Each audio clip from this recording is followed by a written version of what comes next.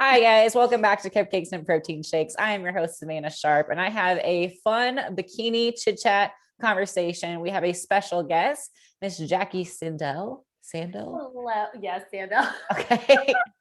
And Like ever since third grade, it's been Sandal. So okay, so yeah, yes, you're we good. got you on here, and we're here to mostly talk about titties. And I thought this would be a perfect way because, some people that are competing might be thinking about getting their boobs done. And I know that I had mine done like 3 years ago now, and you just recently had them done. So let's start off and kind of talk about that experience and see where the podcast takes it. So how are your new girls? How are They you are feeling? fabulous. Yes. But, they finally and I would say as I finish off week 4, they are finally starting to feel like a part of my body. Okay. And I noticed preparing for my breast augmentation, I really feel like still to this day, and I feel like this should be much more advanced, but nobody really prepares you for Yeah. any of the little stuff that you're going to feel or you're going to deal with. I feel like the information that's out there on anything like Reddit or the internet, and maybe I just didn't look hard enough, but Yeah. a lot of the little stuff, there's no conversation. And I don't know if it's because obviously as competitors, we all have that one chunk of friends that knew us before it. And then we have the chunk of friends that only know us as a competitor. And so I realized how I feel like it's still very taboo to get a boob job. Okay, it is. And there's so many people that are like, you know, body positivity, like I love myself and love my titties like the way they are. I don't need that. And breast implant illness, I think was like a big trend, like a big thing. Like it was a whole thing. Like it was coming when I got mine done, like that was like a big deal. It was Yeah. like everyone was like, are you sure you're gonna be okay? Like you can get sick and all these Good. different things. But I mean, people also that's a whole different conversation that I would love to actually dive into. That has not really as much to do with the specifics of breast implant illness, but the specifics of how people gauge um, a lot of stuff like that. yeah. And based on things like studies and other factors, and are the people that are getting that, are they already dealing with pre-existing issues of mental health stuff, and are Yeah. they, no one's thinking about any of that. They should. So when did you know that you wanted to get your boobs done? Like what age were you when you Oh my made the God, decision? 11. Okay. I Me too. remember distinctively that I would and at 11, no one has boobs really, other than the girl that might have just higher body fat at that age. Yeah. So, but you don't know that as a kid. So I would do the whole push my rib cage out and pretend that it was like tits or something. Yeah. And it was super weird, but I remember doing that all the time. And as I got older, like the rest of my body would start to come into shape, but the top of my body was still just this narrow thumb. And so I used to get really, really self-conscious about having wide hips, where I think to someone else's eye, I don't have wide hips, but to me, my proportions were totally off, and I just didn't feel feminine. I didn't feel like I was catching up with everyone else Yeah. my whole life. So I knew I wanted to do this for that long. I had no idea I was really going to do it this year. I feel like I just kind of jumped on in and said, Yeah. here's both feet in the pool. Let's just go for it. I don't even care if I go into debt. I'm just going to do it. So, okay, let's go through like your process. So, okay, you decided you're like, all right, I'm getting them done. What happens next? Are we researching? Are we going to the doctor? Are we talking to people? What'd So you do? I've noticed, just being in the fitness industry, I'm sure you can agree with me, that the more you talk to other people, the more anxiety you get. Yeah. So I tried to if I did talk to people, I had to really be selective about who I spoke with. And actually, my friend Kendall, who is a competitor that lives in Versailles, Kentucky, pretty close to me, she was really, really open about her surgery. And this girl documented step by step. I mean, she's got highlights that's 1 month post-op, 2 month post-op, et cetera. And I was really attracted to her journey because we have similar bodies And she kind of went with a size that I felt I was going to go with. And I just really gravitated towards her. And she's just like me, where she'll just like lay out the truth real quick. Like she won't cover it up for whatever reason. She'll just tell you. So I really, really loved following her journey and watching her recovery. And I felt like mine was very similar. Now, when it came to doctors, you know, I remember when I told my mother, and my mother doesn't live near me. She lives in New Jersey, and pretty much everything in New Jersey and New York and all that is going to be more expensive. She wanted me to go there to do it. But I had said, I'm not trying to spend $15,000. Yeah. Everybody. So I did research doctors in this area and the surrounding areas as far as Kentucky, anything that would be comfortably drivable.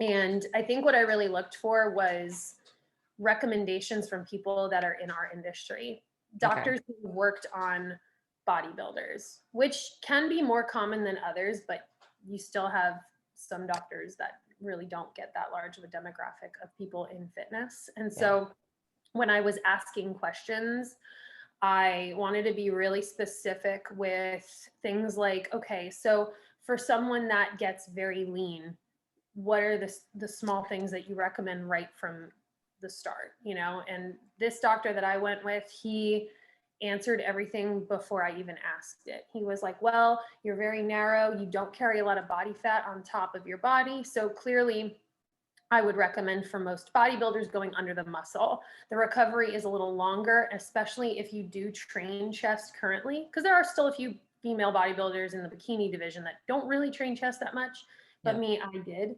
And it helped my upper body grow in general. So for the sake of, you know, my ratios and things like that, I did train chest. So my chest muscles were very tight. And so he said, obviously it's going to be more recovery for you, but if you're thinking about the long-term aesthetics, you don't want to see things like the rippling on the side of the implant, where if you go over the muscle, seeing the implant when you're really lean, and stage lean is like beyond lean, you know, it's just unattractive. And also it can be, it can displace itself over time. And like, if I'm spending that much money on a body part, I just want to make sure it's perfect. Right. And they basically said, you know, I wouldn't recommend training direct chest after that. Like a lot of these things he said, like right from the start, it just made me feel really, really comfortable that I just didn't have to have that pause, ask questions. Like he already knew what type of body I was. He knew what my recovery would look like. He knew that I would be going into a training regimen again a lot sooner than the average individual. And with higher intensity than the random individual. And he also knew that the basic rules did not apply to me. Like he knew that the basic recovery doesn't apply to me, that, you know, he did say this though, and I recommend for anybody going through like the recovery process, I made sure that even if my calories weren't necessarily that high, just because I was technically expending less energy, eat an adequate amount of protein, because at the end of the day, I mean, you are healing muscle tissue. So getting in adequate protein, you'll heal a little bit faster than maybe the average female who doesn't really eat enough protein and still goes under the muscle. Don't undereat. I want to go back to when you Sorry, I rambled, as you could tell. No, I like it. I'm pulling things from it. So when you told your mom, what was her reaction to it? So this is so weird, because this isn't the first time that I've shared something that I felt like was very personal with my mother. I feel like growing up, me and my mother never really had that Gilmore Girls relationship. That's the only way I can explain it. I don't even think I told her when I got my period. Like we just didn't have that type of thing, you know? I just kind of got through my period on my own. I don't know if I even thought it was a big deal, but you know, I have told her really random things that are that person in the past, and she surprises me. And that's the only time where I feel like we connect on that sort of very cosmic mother-daughter level, where, you know, as a female, she understands this. Does your mom have them done? No. Okay. My mom just like had her nose done when she was like 18, I think. Okay. So she's like pro getting whatever you need to get done. Yeah, like I've had I've had a lot of different experiences where like I was nervous to tell her something and like she really surprises me. So it's like if anyone's nervous to tell their family, I feel like as a mother and a female, it's just this is that type of self-conscious that even if they act like they don't understand, I think they do. Yeah. They do. Yeah. So she was really supportive of it. She was super awesome about it. And, you know, she was going to come here to Nashville, but unfortunately, you know, pandemic. Yeah. Well, that's good to hear. So what about boyfriend? Mm-hmm. Yeah. Boyfriend, he wasn't a boob guy. I think he's a boob guy now. Yeah. It's a little different. But he really didn't know what to expect. And he really didn't know anything about the procedure. Yeah. Even though he's one of like 3 sisters in his family, right? Like he's got 3 sisters. He's surrounded by women his whole life, but they're all younger than him. Like, you know, he just doesn't really have a lot to compare it to in terms of experience. But I think it was really helpful with the fact that we're both in fitness and he understood what I should and shouldn't be doing, and understood like if, you know, things like my nutrition was like not where it needed to be, he would help me feel a lot more or a lot less anxiety with just helping me feel calmer that like everything was okay. Did he get to go with you to your appointments? So he did not. So Okay. my best friend from my home state was visiting me, and because there was just a huge snowstorm back home, she had to stay a few extra days, and I was actually really happy that she got to be with me. As much as I would have loved it for Mikey to be with me, I think having a girl with you is, Yeah. I don't know, I would recommend it. Bring your best girlfriend, Yeah. maybe instead of your husband or boyfriend. But no, he actually was, he's still in school. He's finishing up school. So he was at school that day. I didn't see him until way later in the afternoon. So I'm sure that he was like panicking Yeah. all day. But yeah, no, I ended up going with my best friend, and, you know, she took care of me, and it was great. And it was an adventure. And we have obviously the post anesthesia, post-op video, which is just great. Yeah, it's fun. I mean, it's good drugs too, because you're like, I felt fabulous, to be honest with you. I felt like I was just living on cloud 9. But if you go with a friend and both of you decide it would be funny to like record a video of you on anesthesia, make sure that when you are like pre-op and you're totally aware, you must write down that you are giving that person permission. okay, for sure. Legally, For sure. they're doing it in the office and the doctor sees it and you're like basically unconscious, like they can like basically go to jail. So well, that's good to know. But when you were picking a doctor, did you meet with other people, or was it like virtual conversations, or did you meet anyone that you didn't want to work with? due to the pandemic, it was pretty much all virtual except for the doctor that I chose. Okay. They were just confident in doing in person. You could do virtual if you wanted to. Yeah. I will say virtual does not compare to in person at all. So now that things are kind of lightening up in terms of restrictions in certain states, again, this is like a one-time decision that you make for your body. The last thing you want to do is spend more money. I would just really recommend you go to the doctor and they see you in person. Okay. Because like even looking at each other on this screen, like we can't gauge much in terms of perspective of size and shape and like that. So I mean, I can't recommend more going to the doctor in person so they could really see you. Because I felt like in virtual consultations, they were very short, they weren't very personal, and they just didn't really have much to say about what they actually would lengthen the process, and they would say, okay, now that we get an idea of what you want and what we would probably recommend at a surface level, we're going to need you to also come in. So it's kind of like you're going to waste time. So how many appointments did you do before surgery? 3. 3. Okay. And so what were like the topics that you were covering on each of those appointments? Well, I will say the first one, I had no idea what to ask. I didn't understand. And I probably even didn't give myself a proper, I guess, outlook on that surgeon. I'm sure he was a great surgeon, but I think because I came like ill prepared, it affects your decision making. Right. So And again, like, I just didn't think, I was just excited. And then I wanted to book the consultation because it was free. And I was like, Right. cool, there's no risk involved here. But I feel like again, I love the doctor I chose, but just be as careful as possible and really talk to people that have gone through it. Like, more than just going on the internet, like physically talk to somebody and ask them specific questions. Questions I would really recommend asking is, you know, you want to make sure that you do get a size that you want. So picking up pictures and saving them of people's physiques that you admire, I think is huge, but also be realistic and choose pictures of people that have a similar body shape to you in terms of your upper body. So it's like, let's be honest, if I picked a picture of Ashlyn, doesn't work, right? You can't compare the size of our upper bodies, right? So she's got a lot more muscle than me. And so even though I could like pick her picture and say, I want her chest, it still might not translate to the doctor if that's the right size. So just trying to pick somebody that's as comparable to you as possible. What pictures did you use? Whose did you know you who use? I used Hannah Ranfran's. Oh, really? I did. Okay. I know that her chest is a little bit bigger. Yeah.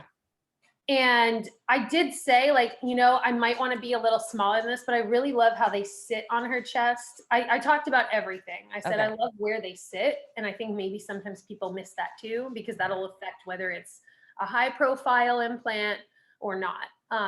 So I said, I really like how it's very proportionate to her body, even though she's petite. So I actually picked pictures of her. Okay. I feel like everything came through beautifully. Yeah. So as far as like what you actually did, how many, like, did you do, what kind of profile, and then like how many cc's? Yeah. So they did something called 3D imaging, which if your surgeon has that technology, I will tell you, one, it's very emotional because it is physically the first time you will ever see like your chest look different and in the most realistic way possible. So I started crying in the appointment. But yes. yeah, and that's kind of how I knew this is correct. Like I should Okay. do this. This is how I knew. So maybe that initial like emotional spike is a confirmation for you in that appointment. But he just basically would take a size, and it's like, you know, digital. So it would go bigger, bigger, bigger, bigger. And he said, obviously, the digital image does sit lower on your chest. So if you go through the 3D imaging, just know that because it's not real, it's going to sit much lower. So the high profile will probably be higher. But I did go with high profile, which is recommended for anybody that has a more narrow upper body. Or else it would sit too low on my rib cage and it just wouldn't, I would not like it. And I went with 400 cc. Okay. And in the beginning, I recommend okay, I will say this. You have absolutely no idea what you want in that first appointment. And like, you think you do, but you don't. Nope. And then you start telling people that you're getting it done. And then you start hearing all these other reactions and responses and other stories. And then that's going to start altering what you want. So as long as you just kind of give into that and let that process happen organically and not be, I guess, too like laser focused on like what you started with, you're good. Because I thought I wanted 350 because it looked good on the image. And I was kind of, even though the size, the implant will always look different on everybody. Like a 400 on me will look very different as a 400 on you or someone else. And with that taken in, I started seeing the average CCs that a lot of people had that I really admired their physiques. And it was definitely bigger than 350. And so I had told my surgeon literally on surgery day, I said, whatever will fit. Oh my gosh, did you really? I literally said, whatever will fit without making me look like a clown. Okay. And he took that seriously, and he ended up putting in 2 different sizes. So he put in the first size, which was bigger, he said, and he sat me up while I was out to see what they looked like. And here, most surgeons will do this. So it kind of makes you feel better knowing that they'll physically put it in you to see if you look crazy or not, or if it's not big enough. And he said that 400, which is what I said I wanted as the minimum. He said that looked fine, and I agree. So worked out well. But also, I don't feel like my doctor did this, but I will say, a lot of people will end up going too big and their doctor will just like be okay with it because it's a paycheck for them and it doesn't matter. So, you know, you don't want to deal with that. So How did you establish like clear boundaries of what you didn't want?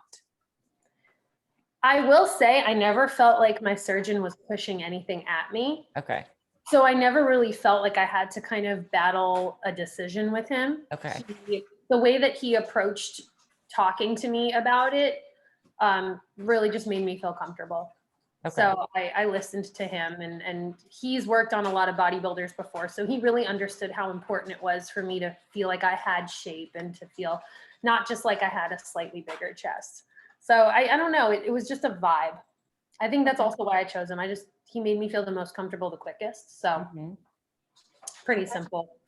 Yeah. And then when they're doing like your first appointments, like, was it uncomfortable or was it more of like, let's talk first and then like, let's see everything? I felt like I didn't even really have a lot of appointments. Okay.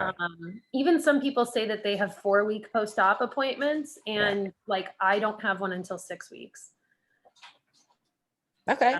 I don't know. I feel like even prior to the surgery, there wasn't a lot of appointments, probably because like I felt secure with what we were going with. I just didn't have a lot of questions after that, and I felt good about it. So it was really like one appointment before. It is kind of crazy how fast it goes. Like once you have your mindset, it's a very fast process. Yes. And so I had a post-op appointment. I had a 1-week post-op appointment. And I mean, just that first week after the surgery was really hard for me. So now I feel like a complete 180 difference, which is great. But I will say, like, when I said it feels like they're finally a part of my body, like, am I right? Like, it feels like you have two balloons just sitting on like, you, and it's hard, awkward. like they're rock hard. So and like it's very odd. Asking yourself, is this how I'll feel for the rest of my life? Yeah. Like instant regrets. Did you have any moments of doubts or regrets throughout the process? Absolutely. Like right afterwards, when I was telling you, I just felt like I had balloons on my chest. Like they didn't feel like flesh. They didn't feel like a part of me. I was like, oh my God, this is how I'm going to feel for the rest of my life. That's so uncomfortable. Like, how am I ever just going to feel like myself again? And I will say, in terms of that going away, quite rapid, because you feel like certain pain is going to last forever. And I swear, you wake up one morning and it's gone. Yep. So like nothing I dealt with, like I can move, everything's fine. They don't jiggle. Not yet. They won't jiggle for a hot minute. Yeah. One feeling faster than the other. And that's another thing they don't tell you. They don't tell you anything. Yeah. Like I think that's what mine was like that too. Like one scar was bigger than the other. And so like one dropped before the other. And I was like freaking out that they were going to be like lopsided. That's what I keep thinking, but this side hasn't like dropped yet. And so the entire inside here and all the way underneath is completely numb on this one still. Yeah. Almost 5 weeks post-op. So you did have some complications too. What are those complications? Good one. So I was right at the beginning of 2 weeks post-op. I woke up early in the morning, like when you're really just not aware of your surroundings yet. And like, I just went for the whole, like, you know, like overhead stretch, and don't do that at all. It was like the worst. I would never wish that type of pain on anybody. And it was like somebody took like a lighter and just set it against your skin. So I knew right away that it was a muscle strain or maybe just a micro tear. I've never gotten one of those before in any area of my body. So I don't really understand what you need to do to heal it. I also don't really understand how long, it takes. But what sucks is that it was my dominant side. So I use that arm for everything I do. I automatically reach for things with that arm. I automatically do certain things with this side of my body that will stretch this muscle. So I strained my pec minor but closer to my armpit. So like right here. So like if I can't. So it definitely really hurts. So people just have to be super careful about that. But it is getting better. I'd say it's probably 20% better. What before this, like what would you like, how would you compare the pain? Like what is it like? The pain of the injury or the pain of the surgery? Surgery probably. Okay, I was gonna say, well, the pain of the injury, that's like a torture chamber. But it's weird because I'd say day 3 post-op was the worst. Okay. That was the worst day because now anesthesia is starting to leave your system. And rather than just being tight feeling, now you're starting to feel the incisions. Now you're starting to feel other things, like if you're very flat chested like me, when they cut you open underneath the fold of your chest, they're not cutting underneath the current fold. So they're actually cutting lower because that's your new fold. And so that's directly over the top of my rib cage. And so not being able to use your abs, not being able to stretch the body, like all of the stuff that you do in movements and you don't think about it, like just sitting up, I couldn't get myself up. I couldn't turn my body. I really couldn't do anything. So I would say like the first 2 days were just a lot of tightness and a lot of pressure, as if like a refrigerator was on your chest. And then day 3 is where like I'd say it's more of like a burning sensation kind of pain rather than like, I guess like a sharp knife kind of strike. So it's very, very like slow burn and it just shoots through your whole body. Like you feel everything. So even breathing was hard. So I would say once I got to like 2 weeks post-op, I felt like there was no pain. Okay. It was a little slower for me. I've heard people say that they're fine 1 week post-op, but I feel like I still couldn't put on shirts that didn't have a zip front. Like I couldn't do anything until like right around 2 weeks. How was sleeping? Sucked. I am a chronic side sleeper. Yeah. So there's just nothing you can do to like try to train yourself pre-op. No, you're just like kind of screwed. So you do have to elevate your body. At least I did it for the first 2 weeks. I think really you're only needing to do it maybe for the first week, but I had to sleep elevated, which was very, very uncomfortable. I'm surprised I fell asleep in that position. This is the first week where I'm back to sleeping on my side, and it actually feels really normal. But the only change is where my arms are, because now I've got to account for space. But yeah, so like first week I slept on my back elevated on like a wedge pillow that I got from Bed Bath & Beyond. I think it was like $30. And it was, you'd feel really good in the middle of the day.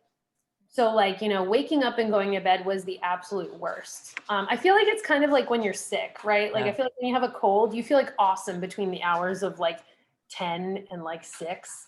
And then once you start getting ready to go to bed, like all your symptoms come back. So just laying down, and I think when blood flow is different and there's a lot of like swelling that happens overnight when you're laying down and things like that, because I would sink down. I'd go to bed upright, I'd wake up flat. So the swelling is a lot more when you sleep just kind of flat and not elevated. So if there's a way for you to keep yourself up, seatbelt, whatever you got to do, that would be helpful. But I would say the morning and the nighttime were the worst because I'd have to deal with the swelling. Yeah. So after everything is done with like surgery and everything, like you swell a lot. Was that a little bit scary because they are going to look a lot bigger than what they actually will like settle down to? It's weird. I feel like mine haven't really changed too much in size. Okay. Definitely just discoloration was more of a thing for me. They were very shiny. The skin is stretching. The skin feels very tight now. There's like much more elasticity in my skin. Yeah.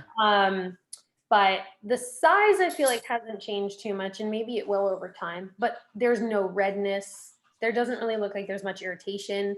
My scars are like, I can't believe how light my scars look now. I thought that was going to take much longer.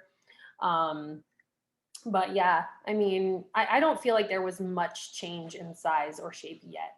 I will say they probably dropped down a little bit and they're not just like, Yeah. but yeah, they definitely feel like they're settling a little. When was like the first time you got to see them like on you? 3 days post-op is when you can take your bandages off. And I feel like that's pretty average or universal for everybody. And I was so scared. Yeah. I was terrified because that's the first time you see your body like that. And you've got this like present that you can't unwrap for 3 days. It's like, if you're an impatient person, like this part is going to suck. Yeah. But unwrapping them, you don't realize how numb everything is until you unwrap it because you haven't really been able to feel that. So you start like, of course you want to touch them and stuff. And then you're like, oh shit, like I can't feel them at all. This is awkward. Like in the shower, my nipples are still very sensitive. I do not like the shower water. Like I don't like it hitting my chest because it feels weird. So I do this. Oh my gosh. Like it just feels awkward, just like throwing down. And I'm like, I can't do that. But I will say like, I was very swollen just like in my stomach. So yes. I think you have to also really be okay with that. You must be okay with that and know that it is a part of being under and your body being under trauma and it's just trying to protect itself. So when I saw myself in the mirror, I saw a whole body I did not recognize. And so there was excitement, but then there was almost like fear. I was like, oh my God, who am I? Yeah. It is like a part of your personality and like a new identity now. It's like being so small chested for so long and now it's like physically different. Yes. How has that affected your confidence? I feel so friggin' confident right now. I feel, and honestly, okay, like that initial fear of like, wow, I'm really bloated. There's a lot of water. It's probably even like, you know, I'm on off season, so a little body fat as well. Like I don't feel confident, but then even being like 17 pounds heavier than stage weight, having my chest look like this now, like I feel the way I've always wanted to feel like in an off season. Like I feel as good as I do about myself when I'm like ready to hop on stage. So like it came to me really quickly and I feel like amazing. Shopping is so much fun now. Trying to shop for a bunch of shirts is hard though online because you just don't know your size. So just be prepared to make a lot of online returns. What size were you before and then what size were you after? Like bra size or shirt size? Bra size? Both. Okay. I mean, shirt size, in prep, I'm like an extra small, but I'd say like a small typically. And then now I'm like a large. Yep. It's so weird. But of course, like the only thing is like as a competitor, you know, I feel like sometimes when I go shopping and I go and I try things on, I have to explain to people that I'm like two different bodies in the same year. Like I have to have my off-season outfits and my prep outfits, which are like 2 sizes down. So I'm sure that I'm going to have to buy more shirts when I do get leaner. So what about all old stuff? Does anything not fit anymore? Nothing fits. Nothing fits. I mean, nothing fits. And I really thought I was going to have a little bit more flexibility with some shirts. Obviously, like, you know, my regular t-shirts fit, like, you know, just baggy shirts. But no sports bras fit at all, none whatsoever. And that's another thing is I'm afraid of having something be too constricting in terms of like a sports bra. Like, I have a few that I can make work, but is it safe to wear? I'm not really sure. So I'm not going to risk it. But I don't want something to be too compressed, I guess. But yeah, nothing really fits at all. It's kind of fun though. Like it's large. And then does that mean you have to buy a new suit as well? Like a competition suit too? I do. Oh, or are you just going to buy the top only? Well, it depends. The suit that I wore on stage last season, I really love that color. I feel like we wore a very similar color. And with dark hair, there's just something about that like deep oceany blue that just works for us. Like we have similar eye color too. So it's just, man, we just shine with that color. So I'm going to have a new top made for that one. And my posing suits don't fit. I tried. It just looks weird. So I have to just kind of work with you know, just a sports bra and like my underwear right now for my check-in photos. But I still don't really know what size I am technically. Yeah. I haven't gone for like an official fitting yet because they say you should wait. I can't even wear underwire yet Yeah. for a while. So I don't really want to check until like everything has come down and a little bit more realistic to what it'll be moving forward. I don't want to waste $60 at Victoria's Secret. No. And then what about like your training? So are you back in the gym, and what's your new routine going to progress towards? Well, I will say this, you know, when you have to take literally 4 weeks off of being in your happy place, which for us, like the gym is our therapy. It's a part of our life, and living without it, we just feel like there's a huge hole in our day. It's depressing. It's incredibly depressing. And I've seen a lot of people go back to the gym way too soon, or they've waited long enough, but they're already going way too hard. And I say less is more in this situation. I didn't even step into the gym until 4 weeks post-op. Yep. I see a lot of people just wanting to be in there and like posing and like all this stuff, just needing to be in the environment. No, just lay down. Yes.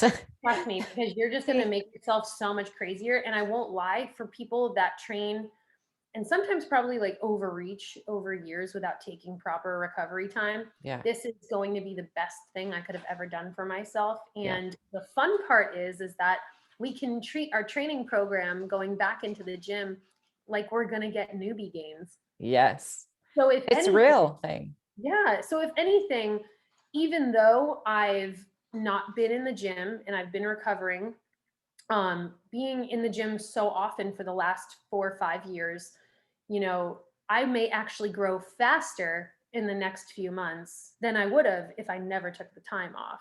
So that might benefit me quicker in the long run. And then your feedback was what from stage? Feedback was glutes needed to be leaner, which I don't mind hearing that because leaner glutes is a lot easier than fuller glutes. Yeah. If your feedback is ever to just be leaner, getting leaner is the easy part. Yeah. Getting fuller is the challenging part. Now you've got to potentially take time off. So ever since I started competing in the NPC, because before I had done that, I had competed in an OCB show as my first show ever. I didn't really have to look that great for that, but mediocre look for that show. Right. But you know, when you start competing in the NPC, you probably get mostly consecutive feedback. I mean, my feedback has always been my upper body needs more muscle. Okay. And I had made strides with that with my normal routine. But of course, you know, I've had very, very small imbalances with my upper body affecting the growth of my upper body muscle, where I've had issues with shoulder mobility. I've had issues with a lot of things that are going to, you know, prevent the progress that I need. So just taking this time off and kind of allowing joints to heal, allowing my muscles to heal, you know, honestly, I just think it's going to help so much with the feedback I've gotten. I'm sure I'll grow 10 times faster. So yeah, I think so too. And then are you doing any upper body at all right now? No, I'm not doing any upper body at all. The one thing that I'm starting to do though, is I'm starting to move a little bit more. Okay. So I'll just lift my arms up and I'll just test my range of motion. I'll in the shower, I like to do it. I'll put my hand against the wall and I'll just kind of trickle my fingers up until I reach kind of an in range of motion. I'll practice certain movement patterns that I'll be doing in the gym. Face pulls, I'll take my arms and I'll pull them back just so I can feel the stretch. I'm not putting pressure on my chest at all. I'm not getting into any quadruped position. I've actually seen a lot of videos of girls going back into the gym and they start warming up and they're already on their hands and knees, in a cat-cow position.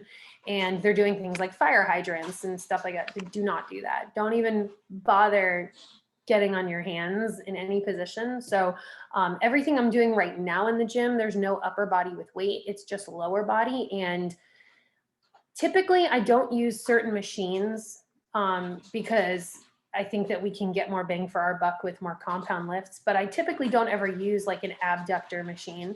I don't typically use like a glute kickback machine. I would rather do squats, leg press, and hip thrust, right? But now is when I'm utilizing those machines, and they're more isolating. They're safer for me. I don't have to be in a compromising position.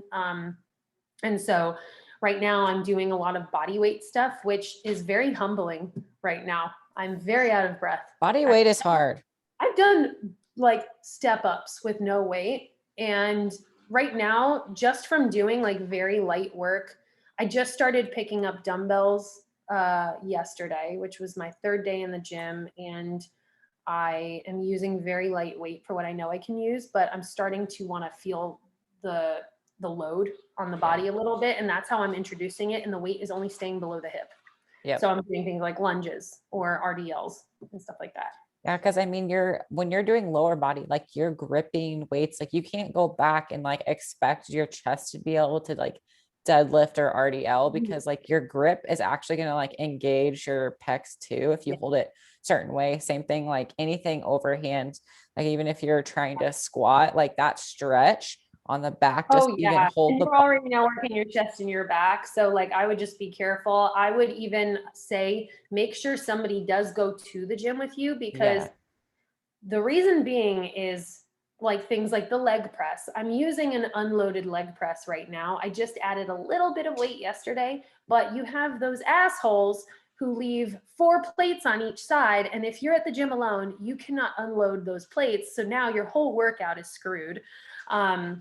But something that I am utilizing, which was pushed in my direction by the person that actually creates my training programs for me, which is Austin Current from Physique Development. I've hired him to write out all of my training.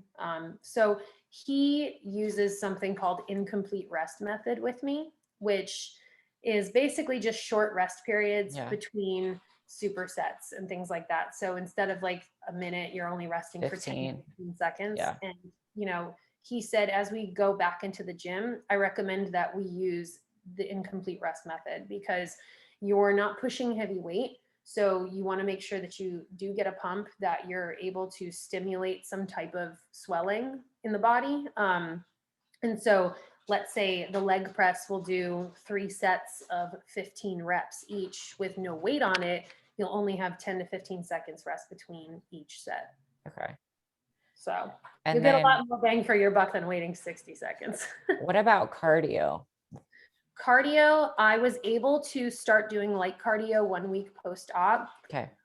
I felt really uncomfortable doing it just because I didn't like the idea of getting my heart rate up. The reason they tell you that you shouldn't do cardio earlier than 1 week post-op at all, or even like walking outside, is because if your heart rate gets too elevated, you can experience hematoma, which is literally going to be like internal bleeding. And then that can cause a lot of problems. So the cardio is just not worth it. I was only walking the 2nd week. It was still cold here. I would have done it outside, but I just chose to kind of start moving a little bit on a treadmill. I went 2 miles an hour on a flat road, no incline. And I only did that for about 15 minutes. And that was slow. Yeah, that's really slow. It was very slow. I was so scared to get my heart rate anywhere above 100 BPM, which is, they said, really try to stay under 100. Week 3, I got a lot more comfortable. Now we started walking like at 3 miles an hour. I was keeping my heart rate between 100 and maybe 115. And now I'm cleared for full cardio. Good. So. I do want you to talk about like actual like surgery day. Like what is that whole day look like for you? And were you scared? Were you nervous? What did they tell you to prepare? Oh,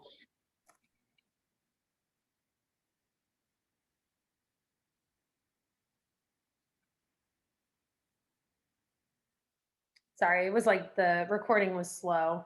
Oh, is it? I did hear you though. Okay. You can hear me. Yeah, I can hear you. Oh, now I can hear you. You're good. Full speed. So surgery day, you know, I have never really undergone any type of major surgery. When I tell you I've never even broken a bone my whole life. So But surgery in the sense of going under for a bit is not new to me. So being under anesthesia, not gonna lie, it's fun. It is fun. It's really It's fun. a lot of fun. I love it. I'm like, put me out now. I'm good. This is great. I love that sinking feeling that you get right before you just completely knock out. I don't know if that makes me a sick person or not, but I like it. It's So fun. I have a blast. So I will say this though, this is the first time that I started getting a little anxious, because what happens is you get there very early, and my appointment was incredibly early in the morning. So I got there at 6 a.m. and you're just literally sitting for like 2 hours Yeah. doing absolutely nothing. Everything's very quiet. And all of a sudden you're ready to go in, and it feels like the ER. Yes. Because this was not just my perception, but they were moving very, very fast. And I know it's because each surgery is timed, and they were moving as if like I had a gunshot wound. Yeah. Like it was a rush. They were like, okay, we're ready to go. I'm like, everybody needs to calm down is like what I said physically on the table, but I'm a loudmouth. So I'm just like, can everybody calm down, please? So I was getting really, really nervous. And what happens when I get nervous is I start telling jokes. The minute that I started acting like that, the nurse knew it was time to put me out. The last thing that I was told I said to her was, welcome to Margaritaville. Oh my God. Oh, that's awful. I definitely had a lot of fun with hearing how I acted. But yeah, so it's just very fast. Yeah, it's super fast. I also felt like my exit was fast. I felt like they were rushing me out of there. I felt like they didn't want me in there. Like that's what it felt like. They were just like pushing me out the door into the car.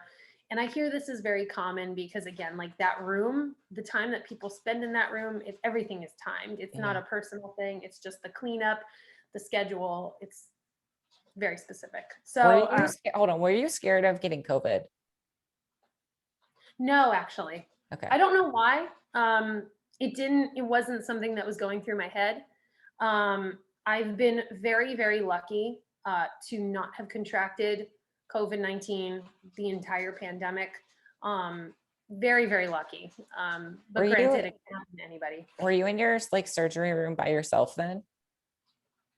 Like the waiting room, or yeah, like before you went under? Like on the table?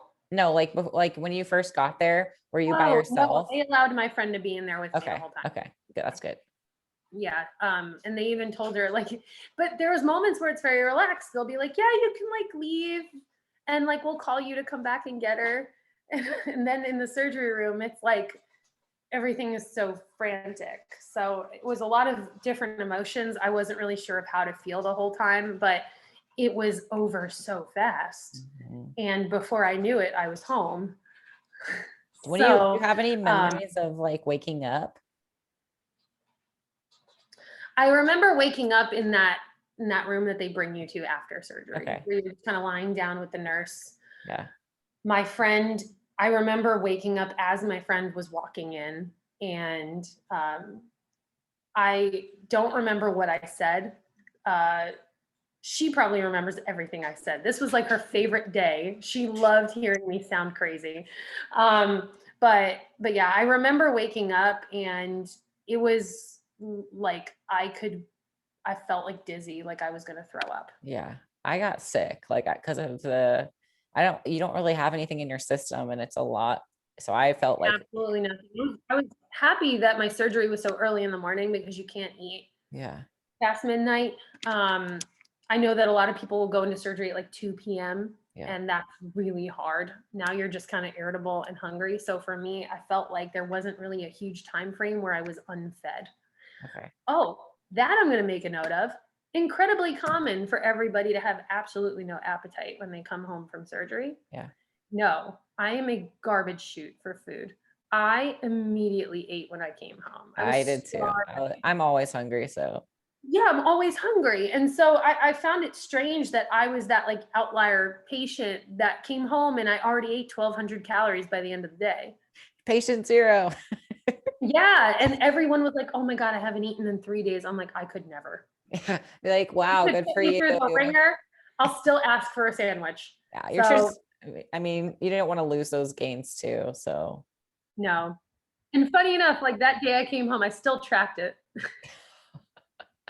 Okay. I mean, would we expect anything else? No, like I still have like, and that's kind of cool though, because I have the day's worth of food tracked. So I know what I ate out of curiosity. It's like, I can't remember exactly, but it's like interesting to know like what I went for Huh. last protein. That's really interesting. So what about like cons, like worst parts? About the recovery or just in general, like surgery day? Whole process, like pros, cons, just quick little highlights. I'd say just really being comfortable with being uncomfortable with the way Yeah. that you look, in the fact that if you are a physique competitor, our life is based around our aesthetics. So you have to get out of that bubble of always looking perfect and just focus on being healthy and just listening to your body, and know that you already got to that physique once.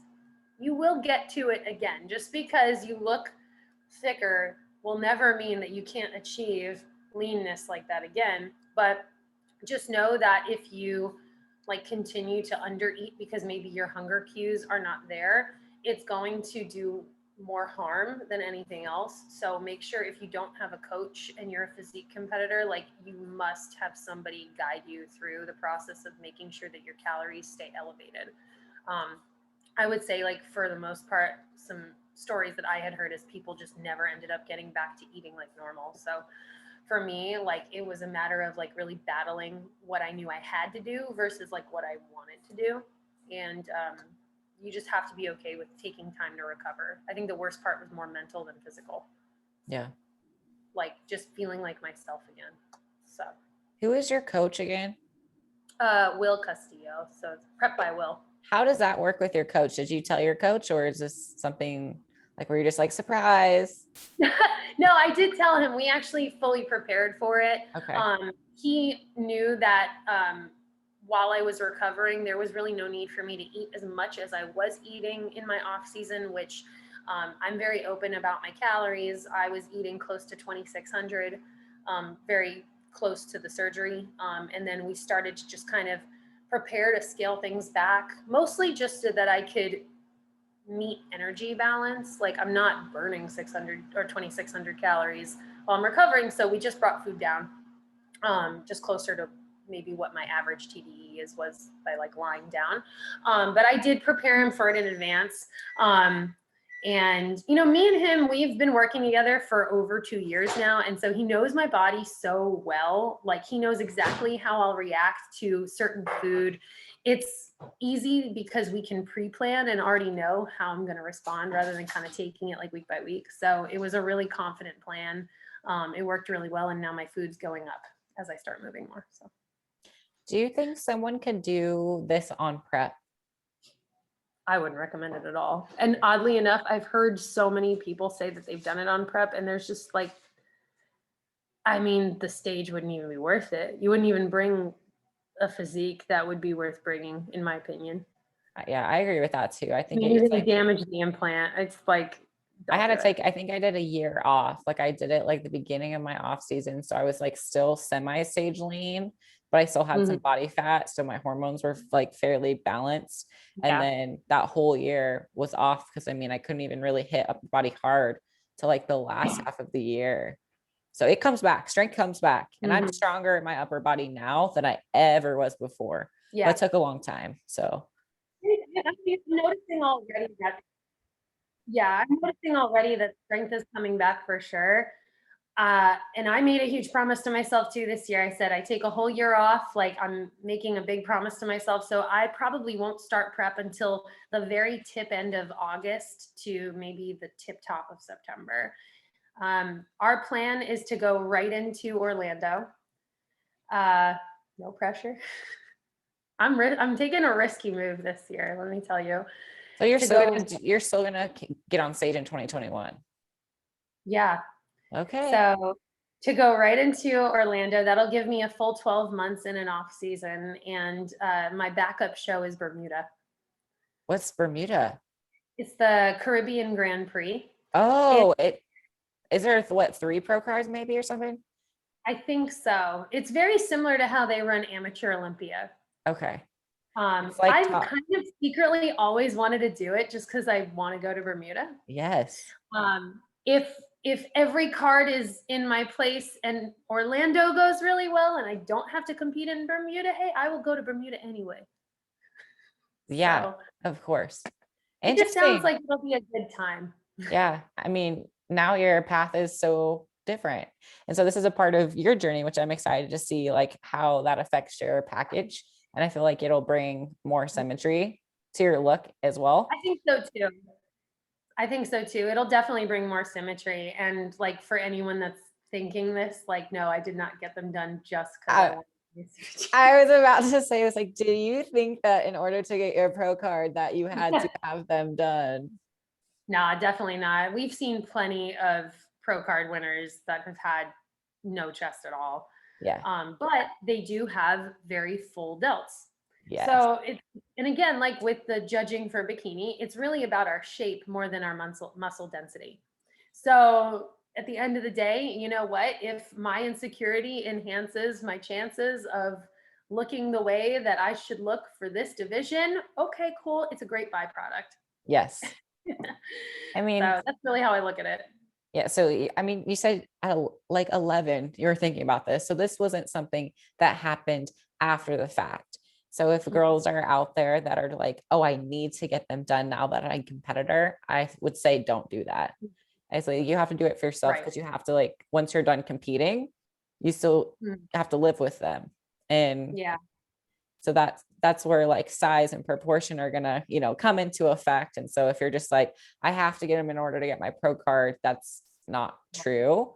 I It's will just, say though, I think the longer that we have the bikini division, I think I really expected to get that question more from people just in my DMs. And I don't feel like that conversation ever came up because I think that our division has grown so much in general with just participants in it. I think things are more normalized in our industry. And like that's what I was mentioning earlier in our conversation about how, like, to my friends who aren't in the fitness industry, like this is still so taboo to them. I know. Like to a lot of my competitors, like Casey, with me and Casey, it was like another Tuesday. Yeah.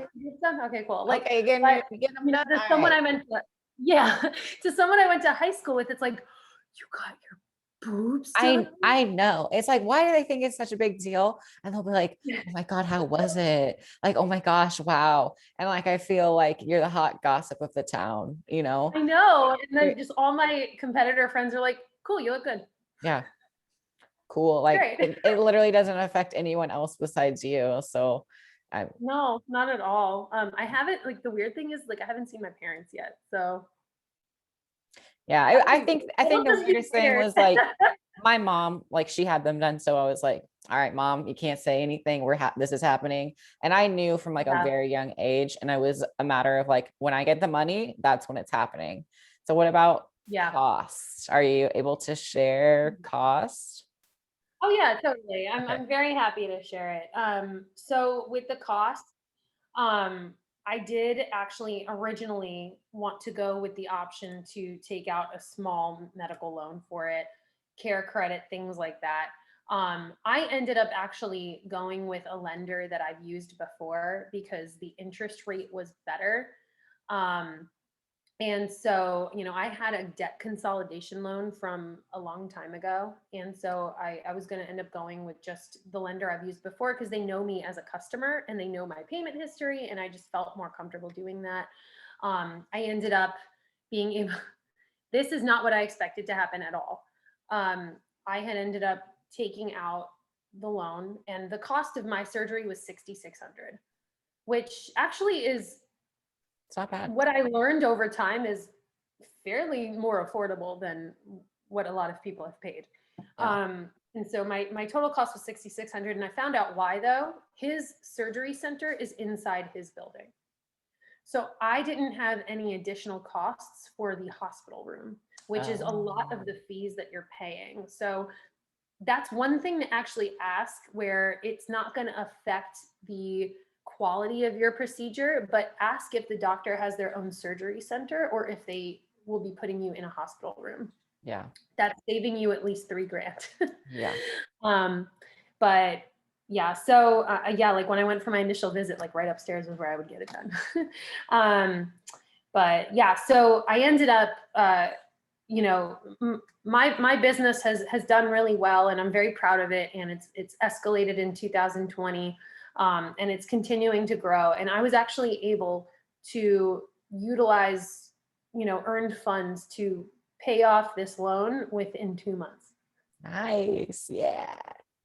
So yay for better credit. Hey. So with So that as well, I'm trying to figure out, did they now have to that was have, not something I planned for. I thought I was going to be paying this off for 5 years. yeah. So did they No. actually have you guys do it in full before? Yes. So, you know, if you go through something like Care Credit, typically most doctors will have a some type of connection with Care Credit where you can apply for Care Credit in their office.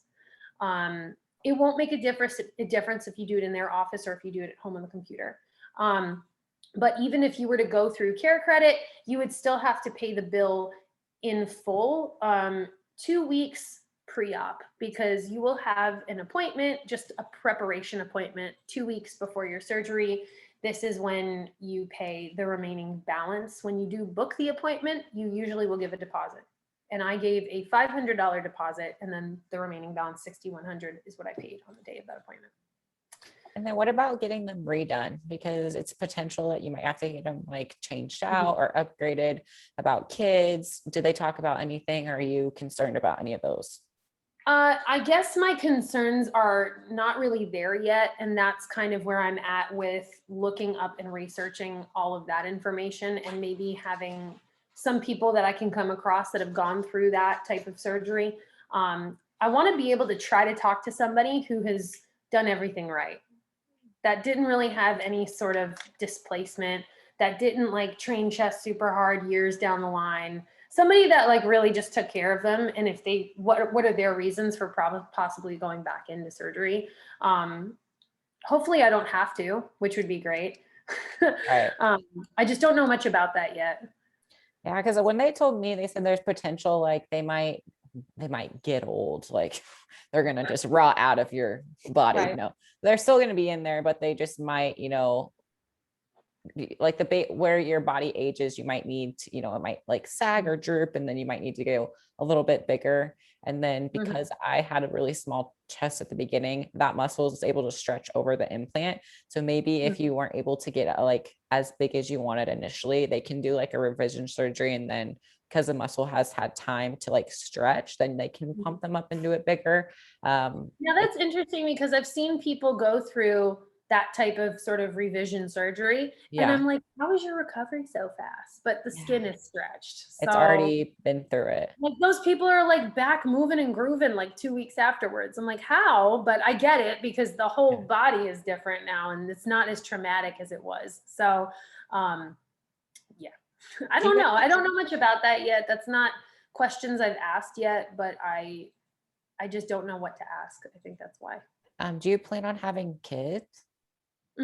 Okay. I would love to have just one kid. I was an only child growing up, and I love the way I turned out. And so, I would love to have one kid that I could really just focus on them, their dreams, just that one kid. That's what I'm comfortable with. I am nervous about the whole breastfeeding thing. Yeah, I was because gonna ask. I don't even like water touching this nipple. So I just don't know what I'll do at that point, but we'll just take that one. I think because it's under the muscle, it's still able to. I think you should still be able to, like, yeah, they did say I would without, still be able to. Yeah. like without So. issue. So Yeah, I don't know. I'm a millennial. I feel like most of us were like fed just formula. We turned out okay, right? yeah. And our side parts and our Yeah, and our skinny side jeans. parts and our skinny jeans. Am I doing the middle part thing right? Yes, I recently I committed to the middle part, and I don't care about it, and I love it. So what else do you want to I feel like I just look like Morticia. No, you're looking great. Honestly, I will say this, to be open about the cost. When I went and got the loan, I had a really big conversation with my boyfriend. My boyfriend actually co-signed that loan for me. Oh. As somebody that did not graduate college, that really had a struggling credit score for a long time. I don't get approved for a lot of things. I knew that I had to be really open and honest with the people I knew that would support me in the situation and tell them how important it was to me. So if you're in that situation and you can't get approved for the loan, I would recommend like just not trying to hold back when you know it's something that's really important to you. And if you know you can physically pay it back, it shouldn't be an issue. But, you know, my boyfriend was awesome and he said, I will happily co-sign that for you. And just as long as you don't run off and, you know, send me to court. Take the girls with you. Yeah. So, you know, I really had an open and honest conversation with him, and that's great because it just elevates our relationship. And so, you know, if you don't have somebody to help you, it's, you know, there's still a way to get through it. But I was very grateful for that. So. Okay. And Final. I'm not even using them. Yeah. So let's do, I think we've covered almost everything, but if you were to go back in time to redo the process, what do you wish you would have done more of? Or maybe things that you want to tell people that they don't tell you, like you didn't expect? I don't know if I would change anything about the process. I felt very prepared. I felt good about it. In terms of just what people don't tell you, things that you'll try to look up, like my injury, like you'd think that that's very common. So, you know, the first thing I did, I called my doctor. My doctor didn't really have much information for me. They had said, well, we'll send you more Valium. Yeah, Which just is keep fine because, you know, being a coach in the fitness industry, there's different people in this scope. It's all different scopes of practices. So I couldn't find any information on other people having a similar injury. I feel like nobody was discussing this. And I felt very lost there. So what I would do is like annoy your doctor if you have a problem. If you can't find the answer, just call them every day. Even if they sound annoyed with you, it doesn't matter because it's your body. So I learned that. I just became really annoying. But other than that, I don't think I would really change very much. Okay. No, I don't think. Other than don't put your arms over your head too early. Yeah. And don't train too early. Like you have to give yourself. Go to the gym, go make memories, not macros. Yes. Memories over macros. What else? Let's just highlight real quick, like where you're currently at in your off-season improvement and your mindset, dealing with the differences between prep and off-season. So this is the longest off season I've ever taken. So it is a lot of a mindset shift for me. I'm glad that I had 5 months of off season under my belt before this surgery, because again, it does challenge you mentally. So for you to already have a good grip on what it feels like to be thicker, to be softer, to not be so stage lean, I think it helps. So I've already been really enjoying just really seeing how my body responds to being more relaxed and giving myself more grace. You know, again, my friend had just came to visit me, and you know, you have a really good friend when you're a competitor and that friend isn't, and they always deal with you on prep. They never get to enjoy food with you. They never get to enjoy drinks with you. And it's just, I told myself, you know what? I haven't taken a week off from tracking yet in this off season. I'm going to use this time to do that and really just take a step back. And I realized my physique didn't really change that much. So it's been a really great off season because for the past 3.5 years, I have pretty much on and off dieted without a long break. And seeing these moments where I was always worried about something, but really it's not that much to be worried about, it's really great for my mental health. And so I'm in such a good place mentally right now in this off season that I think I will be a much better dieter moving forward. I think that I'll have a better relationship with even my prep, even if I thought it was good before.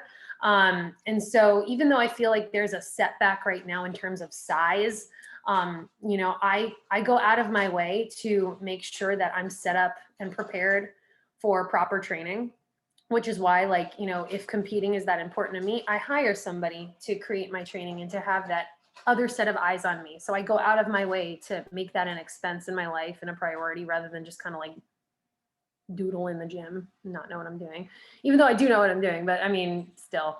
And then making sure I have a coach by my side. Like, don't try to coach yourself too early.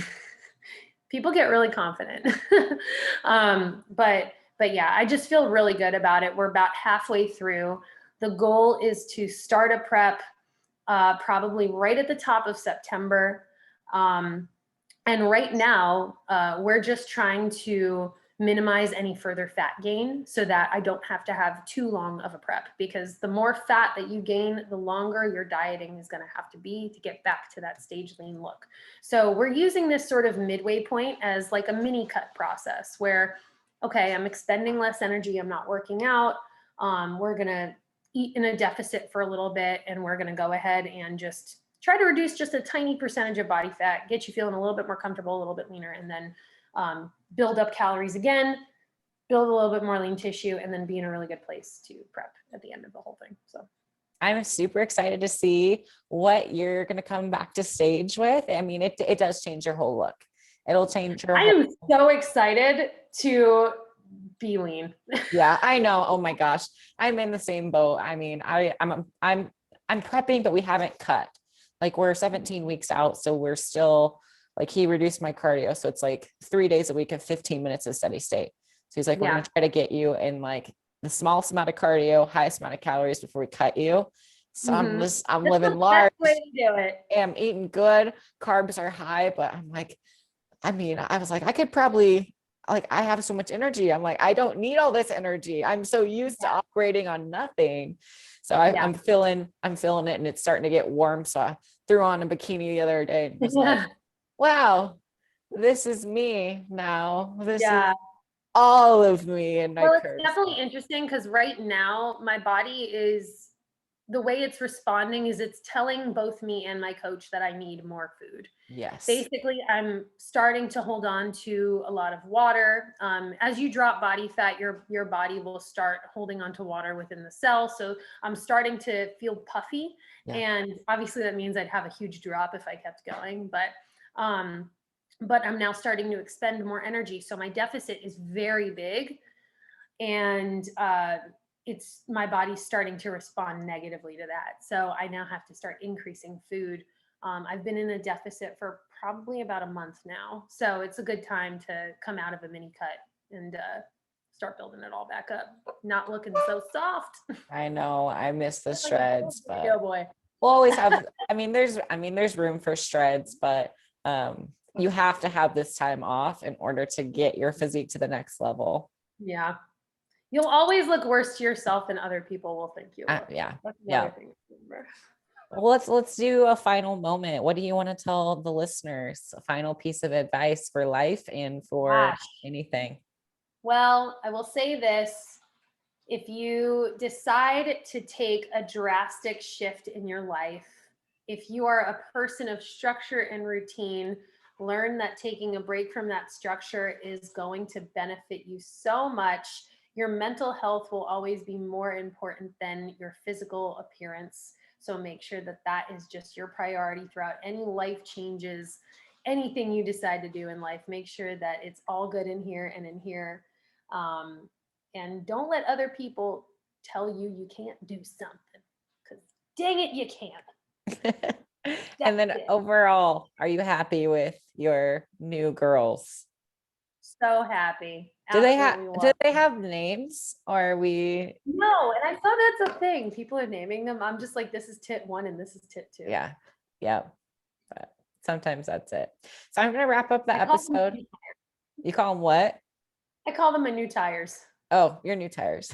Yeah. Well, good. Well, I appreciate you being really open with like the audience and me. And it's good to know, because I know a lot of girls have questions and there isn't a lot of info, and there's not a lot of people that are open on this taboo subject, which, it should be like an everyday thing, because it is, Yeah. And if anybody, I feel like people have been quiet with even asking me through DMs any questions, and I'm always saying like, I'm here. But they can absolutely ask me anything. Most likely I'll send them a voice memo, because that's how I am. Yeah. So if you guys have any questions, make sure that you submit on Instagram. And where can they find you on Instagram? What is your handle? My handle is Jacqui B Fit, spelled kind of funny, but it's I'm sure you'll spell it on the thing. Yeah, I'll put it in like the show notes. So don't you worry, you'll be able to find it. Yeah. And what else? Do you guys have any announcements with your business that you want to go over, or where else they can like the Gosh, well, coaching? we're kicking our competitors into gear for their season, and I'm really excited because a few of them, their 2020 season was taken away from them. So we had a lot of girls that we had to just manage patience and mental health and keep trucking through. And we were able to really hold on to our entire team throughout the pandemic, which was amazing. But yeah, we will be at plenty of shows in the Tennessee area, and then we'll also be at a few shows in New Jersey as well, come in June. Just enough time for people to start prepping now. So anybody want to get on the bandwagon, you hit your girl up. She gonna be there. And then do you have like a website, or Yeah. where do they submit and get their? So our coaching company, our brand is Beyond Performance. So people can find us on Instagram. If you go to my profile, it's right at the top at Beyond Performance. But we also do have our website, beyondperformance.com. So it is a place where they can learn a lot more about us, but we are not really hard to get in touch with. So people can just ask us questions. All right. Well, thank you so much for spending some time with me and coming on to Sure. share your story. Make sure you guys are following me on Instagram. It's at Savana Sharp Fitness, and you can subscribe to this podcast. It's new episodes every single Wednesday, and we have some really exciting guests. I have lots of interviews planned for the month of March and April. So if you want to come on, just hit me up. And we have new episodes every single Wednesday. It is Cupcakes and Protein Shakes. It's available on iTunes, Spotify, and most listening devices. This episode will also be posted on YouTube as well. So I will post that for both of you. And it'll probably be probably next Wednesday. This Wednesday is when I'll get it posted. Aww.